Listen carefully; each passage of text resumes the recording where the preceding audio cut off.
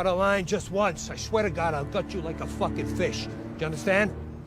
Yes. You understand? Yeah. Let's be real. DC has had its ups and a lot of downs when it comes to movies. Take the recent Joker, for example. Sure, it had its moments, but did anyone really ask for that much dancing? But here's the thing, the Penguin isn't one of those missteps. If you've seen Season 1, you know exactly why it stands out. And now, with Season 2 already confirmed to follow Robert Pattinson's Batman Part 2 with a Part 3 also on the way, there's a lot to get excited about. So, let's break down everything we know about the upcoming movie and the Penguin's next season. There's a ton of Batman Easter eggs packed into the Penguin, including a finale scene that seemingly teases the setup for the Batman 2. Matt Reeves mentioned that this series was designed to lead directly into the sequel, which will have a holiday vibe, set during winter. Just as Eve Carlo declares, "Nothing stands in your way," the bat signal lights up, signaling Batman's return to challenge Penguin. And things get extra wild as Penguin's psychological quirks take a dark turn, like dressing Eve in his mother's old clothes, hinting at his deep-rooted issues. While it hasn't been confirmed yet, it's definitely still a possibility. This is actually pretty typical for Matt Reeves' Batman projects. Remember, the sequel to The Batman wasn't confirmed until weeks after the first movie dropped. Showrunner Lauren LeFranc shared her thoughts on Season 2 during an interview at NYCC, telling the Direct, "We put it all out on the table. If we do a second season, we need to make sure we can top ourselves. We need to feel like there's more to explore with these characters, even if they're terrible people. Gotham City is such a fun place to play, but it has to be for the right reasons.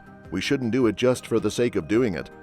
The show's been well received, including positive reviews from Screen Rant and its strong viewership, with over 16 million people watching the first episode and nearly 2 million tuning in for the penultimate episode, could influence a potential second season.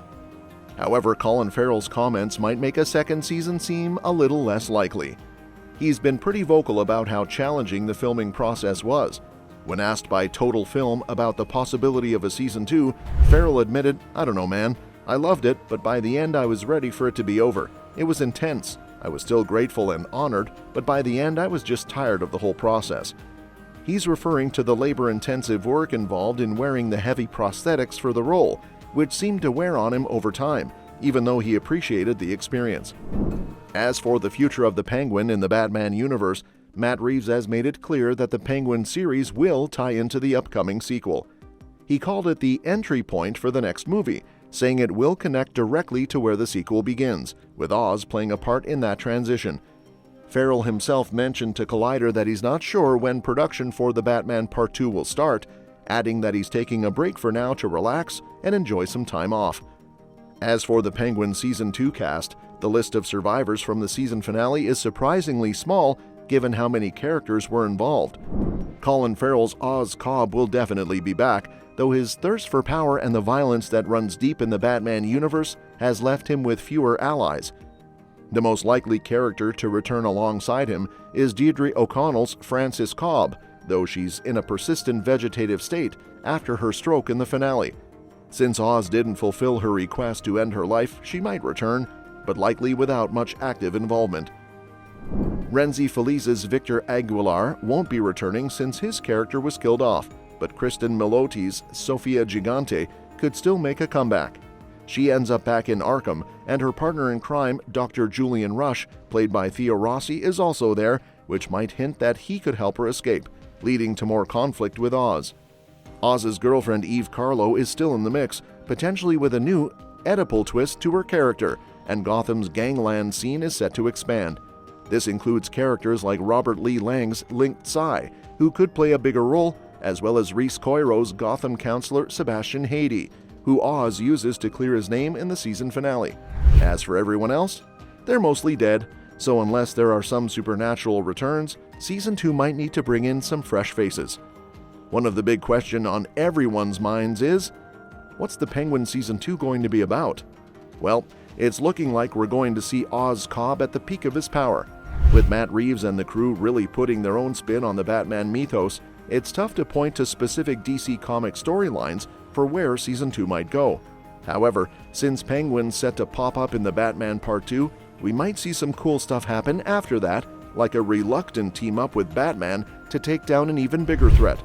Given Oz's love for exploiting Gotham's political corruption, he's definitely going to clash with the Riddler and his followers, who are still out there trying to clean up Gotham their own way.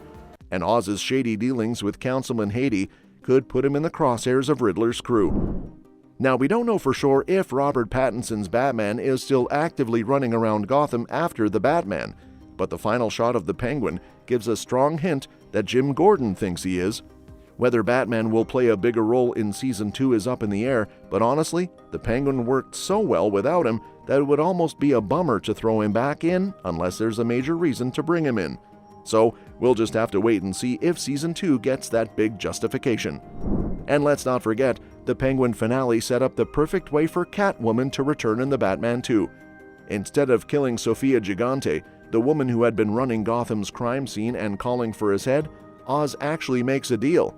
He pins most of his crimes on Sofia, sending her back to Arkham State Hospital, where she spent 10 years wrongfully committed for crimes her father, Carmine Falcone, was responsible for. But here's the kicker. Sofia gets a letter from Dr. Rush in the final scene, and that letter is from none other than Selina Kyle, her half-sister. Now this is a pretty huge deal. Both Selina and Sofia share a tragic history. Their mothers were both murdered by Carmine, who was responsible for a slew of brutal killings. We don't know exactly what the letter says, but the implication is clear.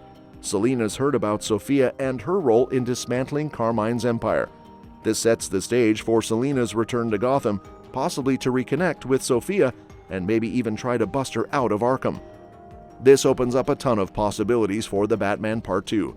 If Catwoman and Sofia team up, it could create some serious new dynamics in Gotham, especially when it comes to her relationship with Batman.